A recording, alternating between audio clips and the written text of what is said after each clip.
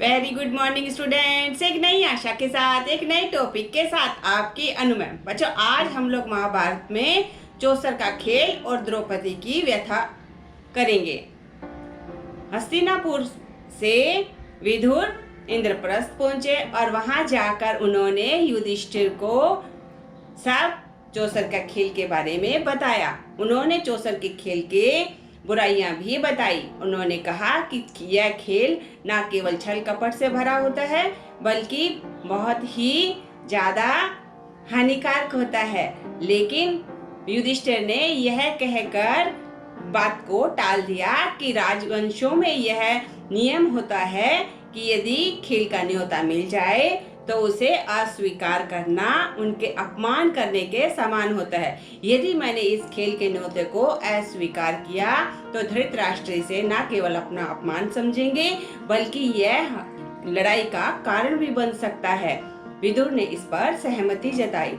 और वैसे भी चौसर का खेल युधिष्ठिर की बहुत बड़ी कमजोरी थी। युधिष्ठिर को जुआ खेलना बहुत अच्छा लगता था, इसलिए वो अपने चारों भाइयों और द्रौपदी के साथ हस्तिनापुर पहुंचे। वहां पर दुर्योधन और उस धृतराष्ट्र ने उनका खुलकर स्वागत किया। इस प्रकार से भोज खत्म होने के बाद में उन्होंने विश्राम किया। अगले दिन चौसर का खेल था। मंडप सजा हुआ था, बिसात बिछी हुई थी। दुर्योधन की तरफ से शकुनी ने युधिष्ठिर को संबोधित करते हुए कहा, महाराज युधिष्ठिर, पहले खेल के विषय में कुछ निर्णय ले लिया जाए। महाराज युधिष्ठिर ने कहा कि इस खेल में किसी प्रकार का छल कपट नहीं होना चाहिए। शकुनी को यह बात चुभ गई क्योंकि उन्हें पता था कि यह बात विशेष तौर पर उनके लिए कही जा रही है। तब उन्होंने कहा कि किसी प्रकार के छल कपट की यहाँ इस खेल में कोई संभावना ही नहीं है, क्योंकि जो भी निर्णय होगा पासे करेंगे और इस निर्णय को स्वीकार करने की हिम्मत होनी चाहिए। निर्णय चाहे कुछ भी हो उसे स्वीकार किया जाएगा और किसी प्रकार के बहाने नहीं बनाए जाएंगे। तब महाराज युधिष्ठिर ने कहा, मैं हर निर्णय को स्वीकार करूंगा, लेकिन मुझे यह तो बताया जाए कि कौन खेलेगा और कौन दाव लगाएगा। तब दुर्योधन ने कहा, मैं दाव लगाऊंगा और मेरी तरफ से मामाश्री खेलेंगे। तब युधिष्ठिर ने कहा, यह तो खेल के नियमों के विरुद्ध है, क्योंकि कोई खेले और कोई दाव लगाए यह खेल के नियम के विरुद्ध होता है। तब शकुनी ने कहा, लगता है तुम खेलने से पहले ही घबरा गए और मैदान छोड़कर भागना चाहते हो। तब युधिष्ठिर ने कहा, कोई बात नहीं, मुझे आपका यह फैसला मंजूर है कि दाव दुर्योधन लगाए और आप उसकी तरफ से पासे फेंके। युधिष्ठिर की सहमति मिलते ही खेल आरंभ हुआ। क्रीड़ा स्थल पर भीष्म पितामह, द्रोणाचार्य, कृपाचार्य, धृतराष्ट्र, मंत्रीगण और अन्य सामंतगण भी उपस्थित थे। शकुनी ने अपने अभिमंत्रित पासे फेंके। युधिष्ठिर ने सबसे पहले रत्नों की बाजी, सोने चांदी की बाजी और घोड़े और रथों की बाजी लगाई। तीनों ही दाव वे हार गए। उसके बाद में उन्होंने अपने नौकर चाकर, दास दासियों, अपनी सेना, अपने देश की, अपने प्रजाजनों की बाजी लगाई, लेकिन एक के बाद एक वो दाव हारते गए। मानो ऐसे लग रहा था कि शकुनी के पास से ही सब खेल के मैदान को जीत लेंगे, क्योंकि उनके पास अभिमंत्रित पासे थे, उनके पासे उनके इशारे पे काम कर रहे थे। इस प्रकार एक के बाद एक दाव वो हारते गए। उसके बाद में शकुनी ने उनसे पूछा कि अब कुछ बाकी है। तब उन्होंने कहा कि यह सांवले वर्ण का युवक जो मेरा भाई है नुकुल, मैं उसको दाव पे लगाता हूँ, यह भी मेरा धन है। उसके बाद में उसे भी वे दाव में हार गए। उसके बाद में शकुनी ने फिर से पूछा। तब युधिष्ठिर ने ताव में आकर कहा, सारी विद्याओं को जानने वाला मेरा भाई सहदेव भी मेरा धन है, मैं उसको भी जुए की बाजी में लगाता हूँ, लेकिन वो फिर से दाव हार गए।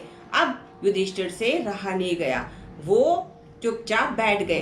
दुरात्मा शकुनी को यह आशंका हुई कि कहीं खेल बंद ना हो जाए। उन्होंने युधिष्ठिर को उकसाते हुए कहा कि लगता है तुम्हारी नजर में भीमसेन और अर्जुन का ज्यादा मूल्य है, तभी तुमने माद्री के दोनों पुत्रों को दांव में लगाया और हार गए। मुझे नहीं लगता कि तुम भीमसेन को और अर्जुन को भी दांव पे लगाओगे, क्योंकि वो तुम्हारे सौतेले भाई थे, इसलिए तुमने उन्हें दांव में लगाया और हार गए। तुम्हें किसी प्रकार का दुख नहीं हुआ, लेकिन तुम भीमसेन को कदापि दांव पे नहीं लगाओगे। यह सुन के युधिष्ठिर से रहा नहीं गया। उसने कहा कि आप हमारे भाइयों के बीच में फूट डालना चाहते हो। आप नहीं जानते हमारे बीच में कितना स्नेह है। मैं भीमसेन और अर्जुन से ज्यादा चाहता हूँ नकुल और सहदेव को। तो चलो, आपके लिए मैं भीमसेन को भी दांव में लगाता हूँ। इसके शारीरिक बल का कोई मुकाबला नहीं कर सकता। आज मैं इसे भी जुए की बाजी में दांव पे लगाता हूँ। तो इसके बाद में शकुनी ने पासे चले और कहा कि लो, मैंने भीमसेन को भी जीत लिया। उसके बाद में ताव में आकर युधिष्ठिर ने अर्जुन को भी दांव पे लगा दिया और शकुनी के अभिमंत्रित पासों ने फिर से बाजी मार ली। इस प्रकार से युधिष्ठिर अपने चारों भाइयों को हार गए और हारे वे खिलाड़ी की तरह सर झुकाकर बैठ गए। उन्हें बड़ा अफसोस हो रहा था कि वो अपने चारों भाइयों को जुए में हार गए। उनको इस प्रकार से दुखी देखकर शकुनी ने फिर से उन्हें उकसाया और कहा कि महाराज युधिष्ठिर, अब तुम्हारे पास क्या बचा है जो तुम दांव पे लगाओगे? महाराज युधिष्ठिर ने कहा, अब मैं स्वयं को दांव पे लगाता हूँ। यह कहकर उन्होंने स्वयं को दांव पे लगा दिया। शकुनी ने अपने अभिमंत्रित पासे फिर से चले और बाजी एक बार फिर से अपनी ओर कर ली और इस प्रकार से शकुनी और दुर्योधन के हितैषियों ने उनकी जय जयकार करी और जो पांडवों को चाहते थे उन्होंने अफसोस जाहिर किया। युधिष्ठिर को उकसाने के लिए शकुनी ने फिर से कहा कि अब तुम्हारे पास एक बहुमूल्य वस्तु बची हुई है, जिसे यदि तुम दांव पे लगाते हो तो अपना सब कुछ वापस पा सकते हो। यह सुनकर युधिष्ठिर की आंखों में चमक आ गई। ऐसी कौन सी वस्तु है जिसे मैं दांव पे लगाऊंगा और अपने चारों भाइयों को, स्वयं को और अपने प्रजाजनों को शकुनी की चाल से मुक्त करा सकूंगा, यानी अपनी हारी हुई बाजी को फिर से जीत सकूंगा। ऐसी कौन सी वस्तु मेरे पास बची है? उसने चारों ओर निगाह घुमाई, लेकिन उसे कोई भी वस्तु नजर नहीं आई। तब शकुनी ने कहा, तुम्हारी पत्नी द्रौपदी को तुम यदि दांव पे लगाते हो तो तुम अपने हारे हुए भाइयों को, स्वयं को और अपने खजाने को, अपनी प्रजा को फिर से पा सकते हो। यह सुनकर युधिष्ठिर की आंखों में चमक आ गई।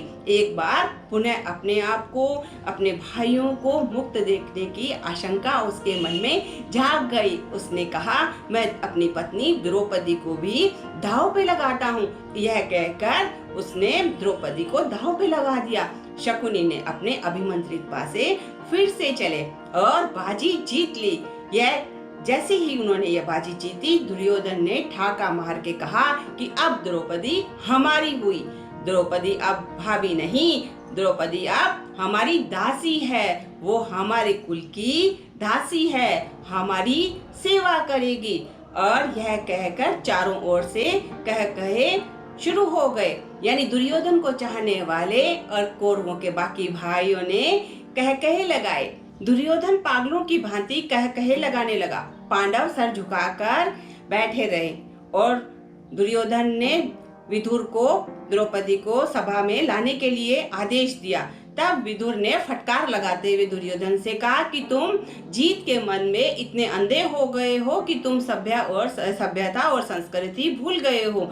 द्रौपदी तुम्हारी दासी नहीं, तुम्हारी भाभी है और भाभी माँ के समान होती है। तुम उसे दासी नहीं बना सकते हो। तुम क्या शिष्टाचार भूल गए हो? तुम जीत के मन में अंधे हो गए हो। तुम्हें इस प्रकार की व्यवहार शोभा नहीं देता है। तुम्हें इस प्रकार के शिष्टाचार को नहीं भूलना चाहिए। यह सुनते ही दुर्योधन का क्रोध से आग बबूला हो गया। उसने विदुर को कहा कि तुम दासी पुत्र हो। हमने तुम्हें भीष्म पितामह के कहने पर प्रधानमंत्री नियुक्त किया था। मैं राज्य का युवराज हूँ। यदि तुमने मेरी आज्ञा का पालन नहीं किया तो मैं तुम्हें इसी वक्त राज्य से निकाल सकता हूँ। तब विदुर ने कहा, मैं यहाँ से निकलना पसंद करूंगा, लेकिन तुम्हारे आदेश का पालन नहीं करूंगा। यह कहकर विदुर सभा छोड़कर चले गए। पुत्र मोह में अंधे धृतराष्ट्र गूंगे बहरे बनकर बैठे रहे। तब दुशासन को दुर्योधन ने द्रौपदी को लाने का आदेश दिया।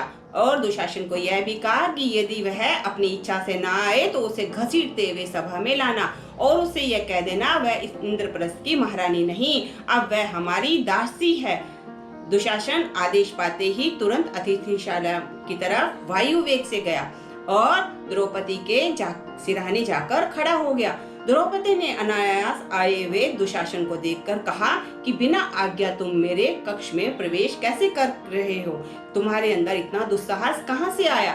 तब दुशासन ने कहा, महारानियों से आदेश लिया जाता है, दास दासियों से आदेश नहीं लिया जाता। अब तुम हमारी दासी हो। यह सुनकर द्रौपदी के पांव तले जमीन खिसक गई। उसने कहा, भला तुम्हारा यह दुस्साहस कैसे हुआ कि तुम मुझे दासी कहो? तब दुशासन ने सभा में हुई सारी बात उन्हें बताई। उन्होंने कहा कि महाराज युधिष्ठिर ने सबसे पहले अपने धन राशि, अपने खजाने को, अपने देशवासियों को, अपने देश को, अपनी सेना को, अपनी प्रजा को हारा और उसके बाद में जुए में अपने भाइयों को भी दांव पे लगा दिया। उसके बाद में स्वयं को भी दांव पे लगाकर वो हार चुके हैं और अंत में तुम्हें दांव पर लगाया और वो तुम्हें भी हार गए हैं। इस प्रकार से तुम आज के बाद में हमारी दासी हुई। तुम्हारा काम कौरव वंश की सेवा करना है, ना कि उन्हें आदेश देना है। यदि तुम अपनी इच्छा से चलती हो तो चलो, वरना मुझे तुम्हारे केश पकड़कर घसीटते हुए सभा घर में लाने का आदेश मिला है। मैं तुम्हें बलपूर्वक सभा में लेके जाऊंगा। दुशासन की बातें सुनकर द्रौपदी के पांव तले जमीन खिसक गई। उसने दुशासन की तरफ देखा। दुशासन की आंखों में शैतानी चमक थी। यह देखकर द्रौपदी घबरा गई। वह घबराहट के मारे गंधारी के कक्ष की ओर भागी। तभी दुशासन ने उसे दबोच लिया और कहा कि घमंडी औरत, हम तेरा घमंड तोड़ के रहेंगे। तूने हमें जलील किया था, तुमने हमें अपमानित किया था, मेरे भाई को अंधे का पुत्र अंधा कहा था।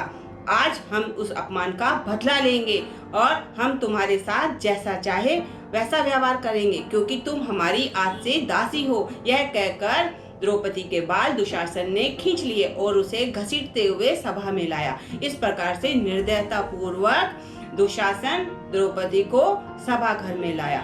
इस वक्त द्रौपदी के वस्त्र भी अस्त व्यस्त हो चुके थे।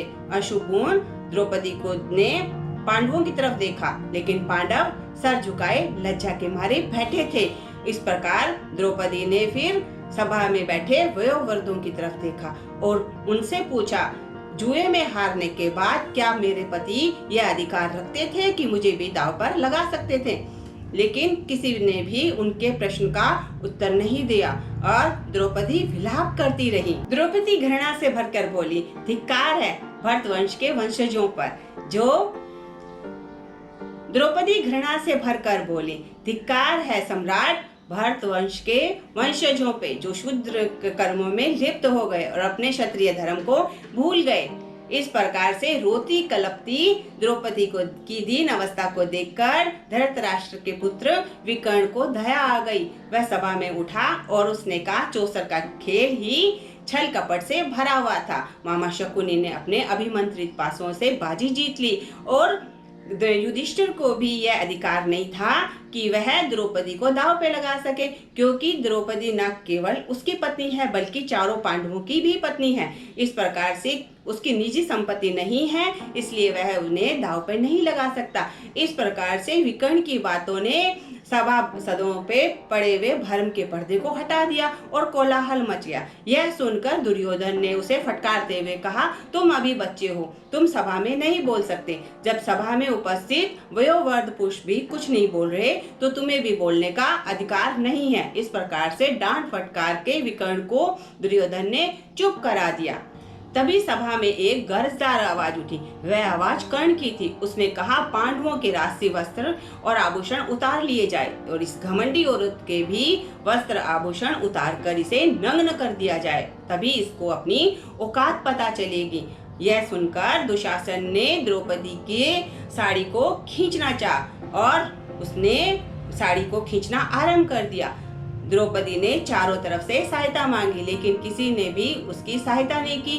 द्रौपदी समझ चुकी थी कि सभा में उपस्थित कोई भी व्यक्ति उसकी सहायता नहीं करेगा। उसने मन ही मन श्री कृष्ण को पुकारा, दुशासन ने उसके साड़ी का एक छोर खींचना आरंभ किया और द्रौपदी ने उसके प्रयास को विफल करने की कोशिश की, लेकिन वह असफल रही। वह श्री कृष्ण को पुकारती गई। श्री कृष्ण वहां पर मायावी रूप से उपस्थित हो गए और उन्होंने द्रौपदी के चीर को बढ़ा दिया। एक साड़ी के बाद दूसरी साड़ी निकलने लगी। इस प्रकार दुशासन खींचते खींचते थक गया। उसकी भुजाएं जवाब दे दी। इस प्रकार से दुशासन ने उसको नग्न करना चाहा, लेकिन द्रौपदी को नग्न करने में वह विफल रहा। यह देखकर दुर्योधन आग बबूला हो गया। इस प्रकार से दुशासन द्रौपदी को नग्न करने में असफल रहा। तभी सभा में अंधकार फैल गया और एक आकाशवाणी हुई, दुष्ट दुशासन, तुम द्रौपदी के साड़ी को खींचना छोड़ दो और अपने हाथों को रोक लो, वरना मैं ऐसा विद्युत प्रहार करूंगा कि तुम जलकर भस्म हो जाओगे। इस प्रकार की आकाशवाणी सुनकर दुशासन डर गया और साड़ी को छोड़कर भाग खड़ा हुआ। इस प्रकार की आकाशवाणी से सभा में उपस्थित सभी लोग डर गए। चारों ओर की दिशाएं डोलने लगी और सब समझ गए कि यह मायावी और कोई नहीं, श्री कृष्ण है। श्री कृष्ण की चेतावनी को सुनकर सभी भयभीत हो गए। कृष्ण के मायावी रूप को सभी समझ चुके थे, लेकिन दुर्योधन की बुद्धि पर अभी भी पर्दा पड़ा हुआ था। उसने अपनी जांघ पर हाथ मारते हुए द्रौपदी से कहा, यहाँ बैठो, यहाँ। इस प्रकार से द्रौपदी का अपमान होते देखकर भीम से रहा नहीं गया। उसने कहा, मैं प्रतिज्ञा करता हूँ कि मैं तुम्हारी जांघ को अपनी गदा से तोड़ दूंगा और दुशासन, तुम भी यह मत भूलो कि तुम्हारी छाती को चीरकर उसके लहू से ही द्रौपदी के केश धोऊंगा। भीमसेन की प्रतिज्ञा को सुनकर धृतराष्ट्र मन ही मन कांप उठे। उन्हें हस्तिनापुर का विनाश दिखाई देने लगा। उन्हें यह दिखाई देने लगा, यह जुआ न केवल हस्तिनापुर का विनाश करेगा बल्कि उनके कौरव कुल को भी ले डूबेगा। इस प्रकार से उन्होंने दुर्योधन को एक प्रकार से इशारा किया और फिर युधिष्ठिर को अपनी और आने का संकेत किया। उन्होंने युधिष्ठिर को अपने पास बुलाया और बोला कि तुम तो धर्मराज युधिष्ठिर हो, तुम्हारा मन तो दया और उदारता से भरा हुआ है, तुम अजात शत्रु हो, तुम्हें कोई नहीं जीत सकता और तुम हस्तिनापुर के ही वारिस हो, तुम्हें कोई भी इस पद से नहीं हटा सकता है। यानी तुम्हारा राज्य मैं तुम्हें, आधा राज्य तुम्हें फिर से सौंपता हूँ। तुम्हारी देश, तुम्हारी सेना, तुम्हारा हारा हुआ सारा खजाना और तुम्हारे भाई, तुम्हारी पत्नी मैं तुम्हें फिर से सौंपता हूँ। तुम अपने भाई के भूल को माफ कर दो। इस प्रकार से धृतराष्ट्र की मीठी मीठी बातों में युधिष्ठिर एक बार फिर से आ गए। उन्होंने न केवल युधिष्ठिर दुर्योधन को माफ किया बल्कि उन बातों को भूलकर अपनी पत्नी और भाइयों के साथ फिर से इंद्रप्रस्थ चले गए। पांडवों के इंद्रप्रस्थ जाने के बाद में दुर्योधन और दुशासन को बहुत ही गुस्सा आया। वो गुस्से में तिलमिला उठे और अपने पिता के कक्ष में जाकर बोले कि आपने सब गुड़ गोबर कर दिया। हमने न केवल पांडवों को जीत लिया था बल्कि द्रौपदी को भी दासी बना लिया था। अपने अपमान का बदला भी ले लिया था, जो अपमान उसने आपका किया था। अंधे का पुत्र अंधा कहकर न केवल उसने मेरा अपमान किया था बल्कि आपका भी अपमान किया था। मैंने अपने अपमान का बदला ले लिया था, लेकिन आपने सब गुड़ गोबर कर दिया। आपने उन्हें फिर से उनका राज्य लौटा दिया। इस प्रकार से यह आपने बहुत बड़ा अपराध किया है। धृतराष्ट्र ने कहा, यदि मैं उस वक्त नहीं करता तो सब लोग मुझे ही दोष देते और वह तुम्हारे विनाश का कारण बन सकता था। लेकिन दुर्योधन नहीं माना। दुर्योधन ने कहा, आपको फिर से एक बार जुए का निमंत्रण देना होगा, उन्हें फिर से हस्तिनापुर बुलाना होगा, एक बार फिर से जुआ खेलने का निमंत्रण उन्हें भेजा जाएगा, तभी मैं आपकी इस भूल को क्षमा करूंगा। दुर्योधन की बातों को सुनकर धृतराष्ट्र के मन में अफसोस पैदा हो गया। उन्होंने अपने पुत्र को खुश करने के लिए एक बार फिर से इंद्रप्रस्थ चौसर के खेल का निमंत्रण भेजा। एक बार फिर से निमंत्रण पाकर युधिष्ठिर इंद्रप्रस्थ से हस्तिनापुर आए और इस बार एक अनोखी शर्त थी। दुर्योधन ने यह शर्त रखी थी कि जो भी हारेगा उसे 13 वर्ष का वनवास होगा, 12 वर्ष उसे वनवास भोगना होगा और 1 वर्ष उसे अज्ञातवास भोगना होगा। इस अज्ञातवास के दौरान यदि वह पकड़ा जाता है तो उन्हें फिर से 12 वर्ष का वनवास होगा। युधिष्ठिर को यह शर्त बहुत मंजूर थी क्योंकि इसमें किसी प्रकार की हानि नहीं थी, तो युधिष्ठिर को इस बार अपने खेल में किसी प्रकार की हानि की आशंका नहीं थी। लेकिन इस बार फिर से शकुनी ने अपने अभिमंत्रित पासे चले और युधिष्ठिर दाव हार गए। अपने हारे हुए दाव को उन्होंने स्वीकार किया। अपने चारों भाइयों के साथ और अपनी पत्नी के साथ वे इंद्रप्रस्थ को छोड़कर वनवास की ओर गमन करने लगे। तो इस प्रकार से पांडव अपने अज्ञातवास की ओर निकल गए, यानी 12 वर्ष का वनवास और 1 साल का अज्ञातवास उन्होंने स्वीकार करके वनवास की ओर चल दिए।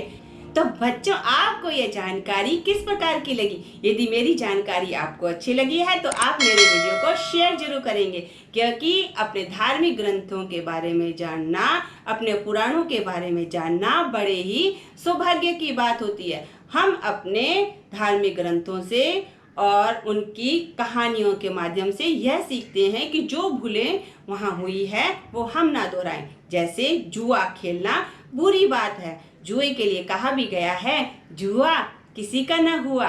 धन्यवाद।